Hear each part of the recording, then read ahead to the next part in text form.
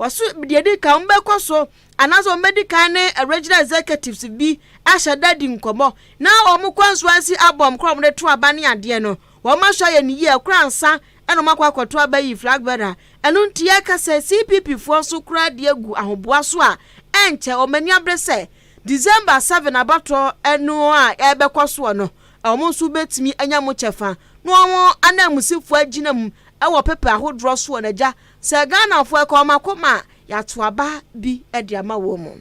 Statement from the Sylvester Soprano, the then DOC, is a ridiculous one to us, and it came as a surprise because we haven't have any conclusion within the party that there will be no a flag bearer on a ticket of CPP. So we don't know where the information he got came from. We don't know who and why he came out to say such a thing on behalf of the party. As you can see, the organization team are seriously preparing the constituency album for us to go to the extraordinary Congress to elect our flag for December 2024. I am using this medium to tell all the general public to disregard that statement that CPP might not be able to file for a presidential candidate. It's a lie, it's a false statement. Ahenkan Akan.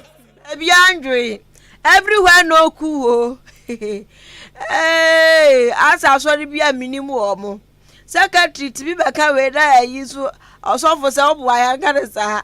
Baby, Andrew, yo, so what was baby, Joanna or CPP Munsukran, sir.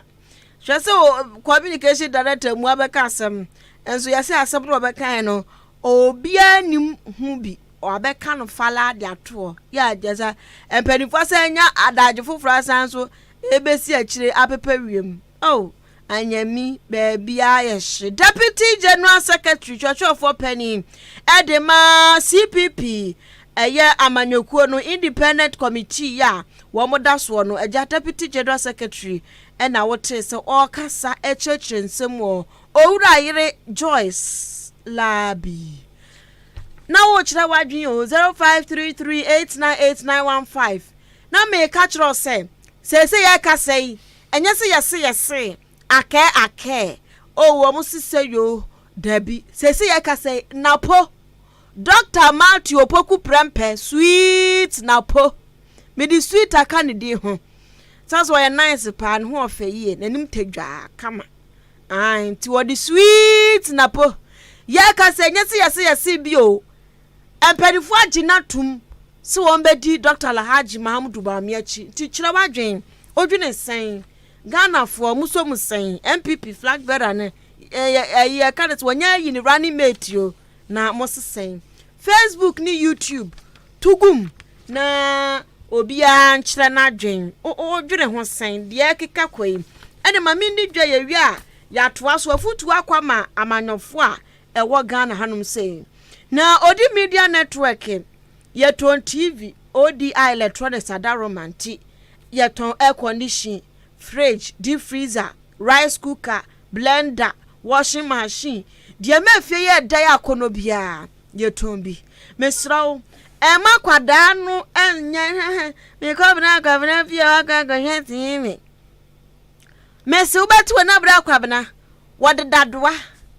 8 inches ni bi aboba no enchansi dem. Odi bebom se kwen amwani swatu say 8 inches nso say ewa ewa pa that 8 inches ewa papa obese wo ba ne chance dan ya de bebom ama wani swatu TV tatawo a odi atete so say say oh ohumpo nso obetumi achemu fa na wo de 3 months atuafa na aka no wonte TV ni fie ho ti wo makwada kwapontia no wo kohwe bra kofi wo no owura bra kwaku ho oh be nkrade ehu ndadoa no ni wura de be afa ni dadoa ni wura no we ko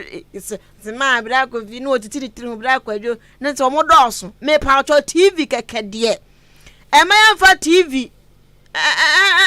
anyinsa wo ba ebe ha dwen pa ebe ha dwene ti ya no ahye no so Odi Media Network ye no ya ba ma ensu otode ne so fom winsenti ye say o baba gina ho so de a ene o say ye jiutu na wo ho so a ha na eja wo ba TV no say 24 say 30 ahe na wo po na agya wachem fa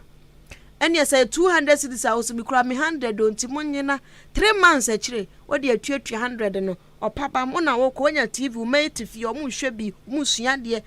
de TV no so say Ghana Learning TV wo so ti wo mu sua de kama toys ni ade ema kwada ni je mikobo nkro mama ne papa ne ho anyina da akire din wo mu nya bi na aye kama chiroma chirepa diju omani home appliances ya na ya de beje nkwada ya ninti ya ton brands papa Zara nom ne Nasco TV ne bo na Nasco finchim fridge ne susu na say Zara utum say yes kiko ejira na so ya chira kwan wa chimodan kwantanum yani MTT the police station no ND animhwe enu nti mesrewa ya na wahye so na wafre number nso se ope asembia bisa 0539 500514 0539 500514 na one empanifo atwetwe nkomo wo Odi Media Network ho Jubilee Hospital so se mprempre men kan sure say yade no se ne asitie bia wo mehwe na wo matenete e de ama lab ho pharmacy ho no ma chese theater ho operation bi ni wo be ni ko fa show de ama open hospital sa clinic sa chese mu a eye Jubilee Hospital sanse o eye clinic wo mo hwe ani na uwura otim say yes machines gu ho dental clinic nso omo hwe sen eno nso omo wo ho aka de omo de hwe sen no sen sebe apra wo mehwe wo metutuo no omo fo flash ho no mo be ye e de amount se sen nso so bia atu na emfifi bi wa na eche se wo nso no ese replacement na ye mam obu nso ne sen no ayese ngo enya wa yenyi no na ese no color esesa entu be so ye teeth white ne bia na wakọ na wo ma ye dia ma polish no be polish wa yi ho e de amount diabetes ne hypertension for so clinic wo mo hwe wo kama o chena se ko hwa napa ye chechom se no mefo mu nuro edidi kama ya o mu BP no ene wo mo diabetes ho nsem wo no ebegina brane kanti mu aduane ade pa insurance nso eye adwuma e wo Jubilee Hospital Jubilee Pharmacy nso anmo amuton nuro omuton enro enunti ya no wahye nso se wo waduro bi won mo agya woto a na esa wakọ mu nuro bu afu pa ne de metimi aka cho mu nuro bu efo ena time bi abekọ bi anso bekọ akoto be bi ana anadwu bi uyade bi e kan ho a obi antimi nyina no e ba ne bi ase bi a o ma sebe bi obi a odihye bi o wa asma wo hu ebi o won inhaler eso yuso muhu ebi kura no asa anadwo da suo ma hemfa na ukonya bi Jubilee ubenya bi ato wo ho sanso omompon kura uyafu keka anadwo bi a ko hokoto bi na chese bibia ya kabaka wokoto aduro ho maduro bu afupa so omonna eno na ye meden omonna omo ho 24/7 odabo abo kwantempon so amantansam so na behu Jubilee Hospital ne pharmacy ni na 0244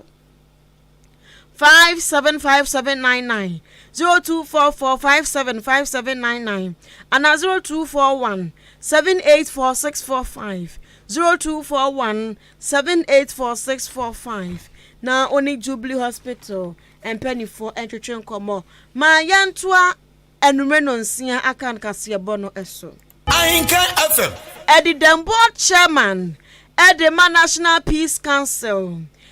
Dr. Ernest Edu Jemfi wode ato empanifo binum animu se wo sere wo papa embrembre Ghana ya yetie akato na abro ya nyanyam yanyanyam ma yanyam pa ya fupi banchi dede efuro ne boso anyame ya adom a December bo so ndeto so nso ene nyankopon be so yan ya wo bre ne be so sa da no enu nti sa wo bre ne so na sa ya nyadi na ya mfa emra no so ya mfa nhye no so a nye kwa kikirikikikire ya babeka yam eba no so anka yam abetia se wawo nso ne nsanka ne ba eba se ba ha adwane de anibra pa anaso betia se Ghana fo kwa awo so no my mu na kasa no ye oba tan akua gege wa ama ne ba nso wa nya no eba sa pe ba ha adwen ni nyina se ma mi kan ni nyina ne se si ebekwa kwato aba na pinche beba kiki na teso mana na yehua gu o na me de toto opemfo ho yi eno nti na Dr. Ernest Edu Jemfi kira se wosre 2024 abato ne yakwato no empanifu ebedi mu akoti nyina da osre wo mu se obia ndi ni lem obia nya na afamu de na mbwa me yankwa awoso jojo trom yamfa ya homfa ye ba na oman aye kama ya krabehwe na ya title ye kura no ya si peaceful country in West Africa chase ya kura title ni mu akwakosi ase ya democracy no so ya si ate ase pa sa title no so emfriyansa anu nti ose empanifo bu mo bedi mu akoten pa electoral commission ka ho bi ene empanifo bebre ana amanyoku ahodro nso di mu ntenteman se wo mu no mu kwa kwagina batro nti so mu kwa kiki menti we ase ada na fa we to ha na taw apaw abo we asum ma bo we asotro was ma twena astro ene okwa asante ma twena astro there's a astro ne be we say no wan kasa so obekun e tana manoma kikirikiki ne be mu a na che se ebe ha dwene o se ya kasai wo matikuo bi o mo ba be hwe ewo eye National Peace Council numu a o matikuo mba be hwe se vigilantism emema bo kentanfo bi atimi sore ade ya se MPP fo nkofo bo kentanfo mu gira atimi se be manie wonye sojani wonye police ni wonye fire service ni wonye immigration uhu ba bi kro wono mo hyehyɛ ntade ni ya pese ya dominate activities eye kikirikiki eye nyoma ensem fata wose saade ni nti vigilantism ni nti ana o matiku a wo mo behwe ene eye political parties ahodro amanyoku ahodro wo Ghana say akasa akire wo mu say 2024 abato no hwe no manfa bo kentanfo bi amem yanto aba no kama na timi akoyie. Dr. Ernest Edu Jemfi, board chairman the National Peace Council yentien. Since the Fourth Republic, all elections have seen mounting tension and considerable violence. There is mistrust among stakeholders in the election management system. This is not healthy for our democracy. Our objective as the foremost peace-building institution in Ghana is to have a political environment that is characterized by consensus building and a political system that has the capacity to address differences at any time such differences may arise. This is because protracted election-related dispute gives us cause to worry, as insurgents are always lurking around, use our vulnerabilities for their nefarious ends. Ahenkan Akan. Eni awutie ye Ghana de Shimambe wano ene ya board chairman Edema National Peace Council abajeku a wonom ene hwa asomdue so e wo manmu Dr. Ernest Edu Jemfi nesas wone NDC fo MPP amanyoku ahodro wo Ghana se ne kwankunyasie ya wo tu wo mfo no enti ene NDC fo kopie mu ase bi MPP fo so ekobi na NDC anamu senior okoye director of conflict resolution Owura Abraham Amaliba wade to committee nanim se we the Peace Council for wo mayade omonso be o mafamu de bia vigilantism ho asam mo kan bo kentenfo no nya de se omonso ebeyi bi ewo eye abato ni mu omo bedi emra no so pepepe na timi aboa emanuama akotote. With this initiative, members of the political parties will be required to play in accordance with the code of conduct. We, as a political party, would then have to educate our members on the code of conduct. So from here, I would go back to the party headquarters and initiate a move to educate our members across board. Ahenkan Akan. Nipa wuti ninkai wano enaya director of conflict resolution. Ewo any this amanyokwo mu ntokwa bi ba wono na hwe esiesie ewo ndi amanyokwo Owura Abraham Amaliba na MPP fu afamu nso de kwagina mu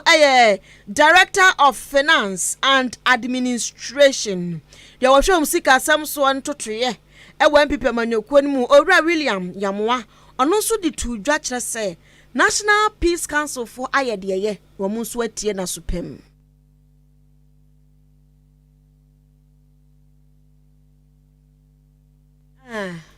Yase ene no Andrew edem ha nti MPP fo afemu dia wo kan ye no ene no yamia so a twa fechewo enu nti yɛmfa hey na yɛmfa amanfo adwenkyerɛ embra na Facebook ɛna menenam Facebook ɛna menenam ya ɛha mede ɛho asɛm ɛne adehye ɛwɔ hɔnom nso adwenkyerɛ ɛbrɛ wo na Facebook ɛne kɔfo dia na edi ahurusie ɛne omu di ahurusie papa Master Planner Junior Kentapo said it is possible. Doctor and doctor breaking the 8 is possible. Komensa Pillar 2 say was say Baomia Napo breaking the 8 we break it pong Komensa ono so de ya badome kwa benya no nso ekire nadwen ene napo ene edi awurusie ewo eka ne sen comment section ho saa we so de ne dia ba wo se at long last honorable napo vice